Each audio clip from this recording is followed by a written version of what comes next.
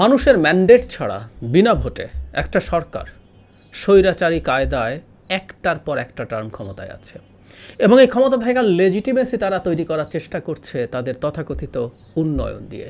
রীতিমতো একটা টার্ম তারা বের করেছে, উন্নয়নের গণতন্ত্র। উন্নয়ন হচ্ছে, উন্নয়নে এটা হয়েছে সেটা হয়েছে। আমরা প্রায় একটা কথা বলি যে তথাকথিত উন্নয়ন বলতে সরকার যা বোঝায় বা আদতে বাংলাদেশের অর্থনৈতিক উন্নয়ন কতটুকু হয়েছে এবং সেটা রিফ্লেকশন কোথায় কোথায় আছে সেটাও আমরা দেখতে চাই যৌক্তিকভাবেই। যেমন সম্প্রতি একটা রিপোর্ট আমাদের সামনে আসলো, সেটা হচ্ছে প্রাথমিক শিক্ষকদের বেতন, সেটায় দক্ষিণ এশিয়া বাংলাদেশ সর্বনিম্ন। এটা চোখ বন্ধ করে বলে দিতে পারি আমরা। এশিয়ার মানেই আমরা অত্যন্ত নিচু জায়গায় আছি। আমাদের নিচে যে কয়টা দেশ আছে প্রত্যেকটা যুদ্ধবিধ্বস্ত দেশ, এছাড়া আর সবাই আমাদের ওপরে আছে। একটা কথা একটু বলে রাখা ভালো, আমি আসবো এই রিপোর্টটায়। একটা কথা স্পষ্টভাবে বলে রাখা ভালো, সেটা হচ্ছে প্রাথমিক শিক্ষায় ইনভেস্টমেন্ট খুব জরুরি। তারও আগে এভাবে যদি বলে শিক্ষায় ইনভেস্টমেন্ট খুবই জরুরি। আজকে ধরুন দক্ষিণ কোরিয়া বা জাপান, এইরকম দেশগুলো যুদ্ধ বিধ্বস্ত হয়েছে। জাপান দ্বিতীয় বিশ্বযুদ্ধের সময়, কোরিয়ান যুদ্ধের সময় বিধ্বস্ত হয়েছে। তারপর তারা আজকে পৃথিবীর এই লিডিং জায়গায় পৌঁছেছে। কারণ হলো তাদের তো আসলে খুব বেশি ন্যাচারাল রিসোর্সেস নেই, শুধুমাত্র শিক্ষায় বিনিয়োগের মাধ্যমে। এটা নিয়ে বিরাট সব আর্টিকেল, বই লেখা হয়েছে কিভাবে এই দেশগুলো মানে দক্ষ মানব সম্পদ উন্নয়নের মাধ্যমে উন্নতির এই জায়গায় পৌঁছে গেছে। সুতরাং শিক্ষায় বিনিয়োগই আমাদের মতো দেশের জন্য সবচেয়ে গুরুত্বপূর্ণ হওয়ার কথা ছিল। এবং যে কোনো বিবেচনায় প্রাথমিক শিক্ষা আমাদের অত্যন্ত গুরুত্বপূর্ণ জায়গা। আমাদের প্রাথমিক শিক্ষা না, আমাদের পুরো শিক্ষা ব্যবস্থাই যতটুকু ছিল সেটা ধ্বংস করা হয়েছে, পরিকল্পিতভাবে ধ্বংস করা হচ্ছে এই সরকারের আমলে।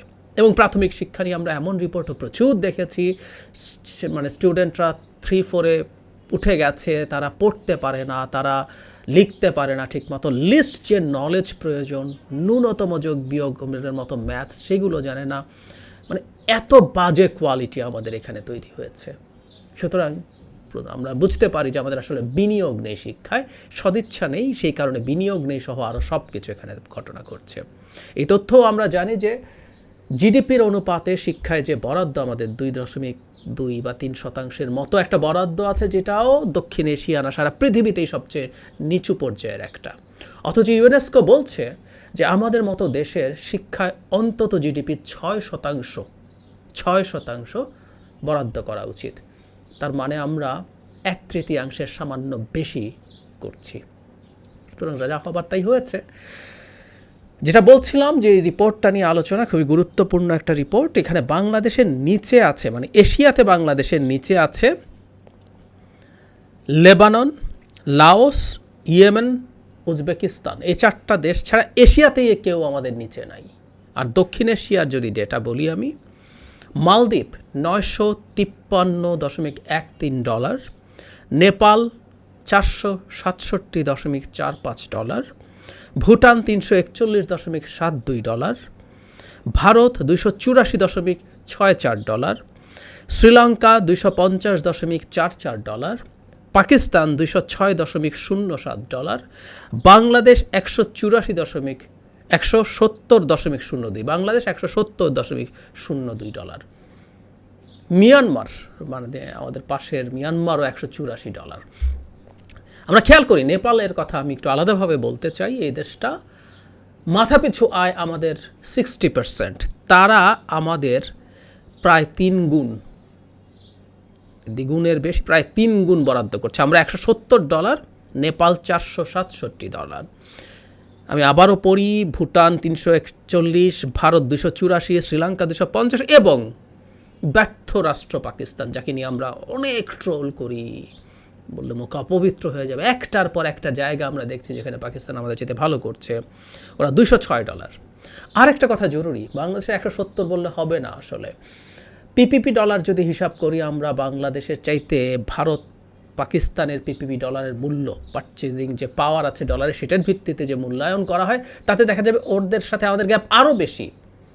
আমরা জানি যে একটা অ্যাবসলিউট ডলারে হিসাব হয়, মানে জাস্ট অঙ্কে, কিন্তু মানে এই ব্যাপারটা আজকে অর্থনীতি নিয়ে কথা বলছি না, কিন্তু ডলারের অ্যাবসোলিউট ডলারের মূল্য দেশ টু দেশ ভ্যারি করে। আপনি বাংলাদেশে $1 দিয়ে যা যা কিনতে পারবেন, ভারতে তার চেয়ে বেশি পারবেন, পাকিস্তানেও বেশি পারবেন। ফলে আপনি যদি পিপিপি ডলারে হিসাব করেন তাহলে দেখবেন প্রত্যেকটা দেশের ক্ষেত্রে এটা বেশি হবে।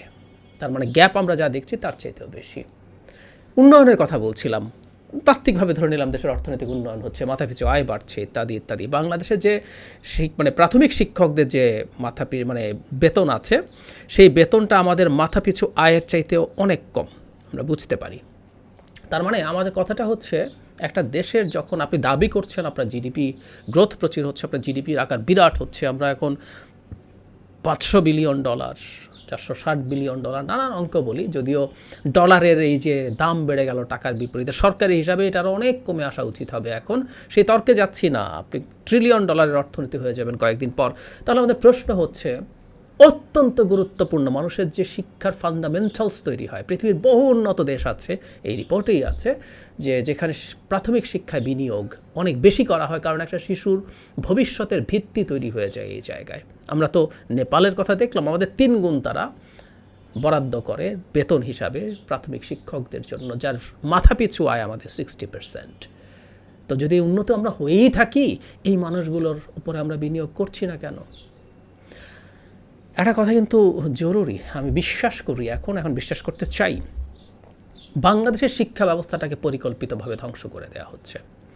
এই দেশে জাস্ট কিছু শ্রমিক থাকবে, এই দেশের কিছু মানুষ বিভিন্নভাবে হয় দেশে অথবা মধ্যপ্রাচ্যে গিয়ে শ্রমিক হবে, এবং খুব স্কিল্ড লোকও হবে না ওখানে। মধ্যপ্রাচ্যের স্কিল্ড জায়গাগুলো ভারতীয় সহ অন্যরা নেবে, আমরা আনট্রেইনড শ্রমিক যাবে।